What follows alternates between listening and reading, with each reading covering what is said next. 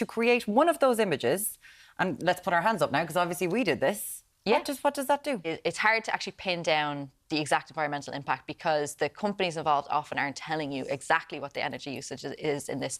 But there is a researcher called Sasha Lucioni, and some of her most recent research has found that to create one generated image, so for image generation, it's about the same energy it would take to charge your phone, which is a lot of energy. Our phones actually, they last for over a day these days. Like, they last a really long time and they do a lot of work. So like an entire day's charge from your phone is the cost of that image in terms of energy impact. All of these things have an impact. Writing an email, doing a Google search, getting a web page to be viewable on your computer from a server that's miles away.